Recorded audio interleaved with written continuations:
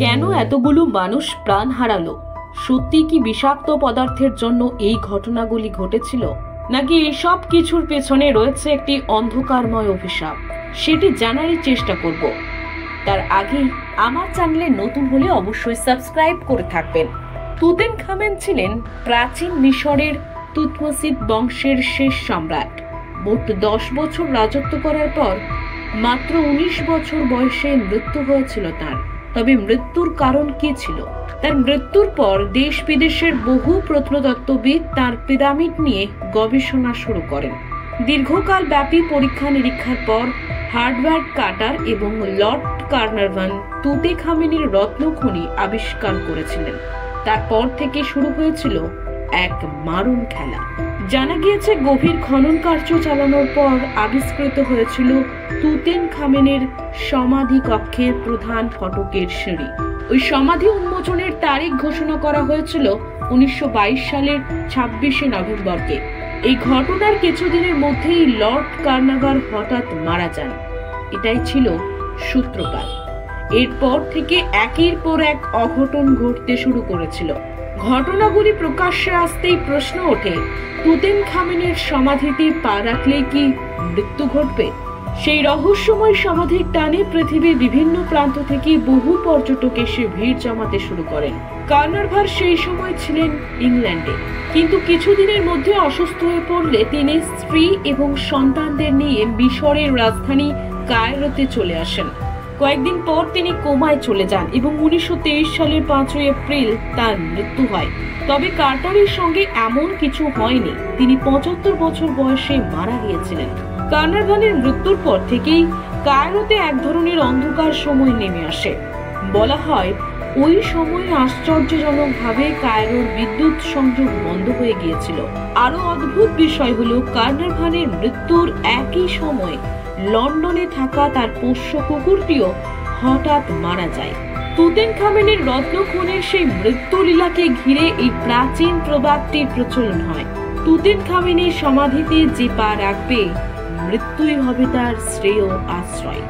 শোনা যায় কার্নারভানের মৃত্যুর পরবর্তী সময়ে তার পুত্র একজন অচেনা রমণীকে প্রায়শই দেখতে পেতেন। শুধু তাই নয়, ওই অজ্ঞাত রমণী তাকে বারবার সতর্ক করে বলতেন যদি সে মৃত্যুবরণ করতে না চায় তাহলে সে যেন তার পিতার সমাধিস্থলে পা না রাখে। সেই ভয়ে কার্নারভানের পুত্র কখনোই বাবার কবরখানায় পা রাখেননি। শুধু কার্নারভানই নয়, ওই সমাধির সঙ্গে যুক্ত অনেকেই আশ্চর্যজনকভাবে মৃত্যুবরণ করেছিল। এদের মধ্যে বেশ কিছু জন পর্যটকও ছিলেন। তবে অনেকেই এই ঘটনাকে বিশ্বাস করেন না। তাদের মতে ওই সকল পর্যটকরা আগে থেকেই অসুস্থ ছিলেন। আবার অনেকে বলেন সমাধিতে ঢোকার সময় তাদের স্নায়বিক উত্তেজনা সৃষ্টি হয়, অথবা ধুলোবালির জন্যই টম্বের ভিতরে বহু মানুষের মৃত্যু ঘটেছে। বিভিন্ন গবেষকরা এই রহস্যময় সমাধি সম্বন্ধে নানা রকম মত প্রকাশ করেছেন। যেমন কারোর মতে তুতেনখামেনের টম্বে যে সকল বস্তু বা রত্ন দীর্ঘদিন সংরক্ষণ করে রাখার জন্য সেগুলির ওপর মিশরীয়রা এক বিশেষ ধরনের বিষ মাখিয়ে রাখত।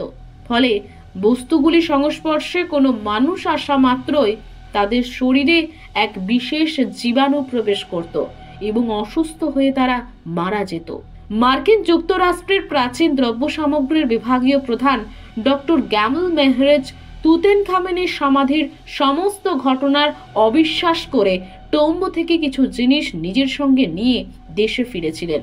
কিন্তু তারপরই মাত্র 52 বছর বয়সে তার আকস্মিক মৃত্যু হয়।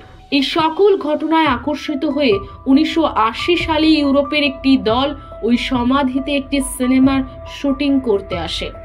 তবে যেদিন শুটিং শুরু হবে ওই সিনেমার মুখ্য চরিত্রের অভিনেতার গাড়ি একটি খাদে পড়ে গিয়ে তার একটি পায়ের হাড় ভেঙে যায়। পরে অন্য অভিনেতাকে দিয়ে শুটিং করার কথা বললেও কেউ ওই জায়গায় যেতে রাজি হয়নি। এরকম আরো অনেক ঘটনা রয়েছে তুতেনখামেনের সমাধিকে কেন্দ্র করে। এই সকল মৃত্যুর নেপথ্যে ঠিক কি কারণ আছে তা এখনো অধরা।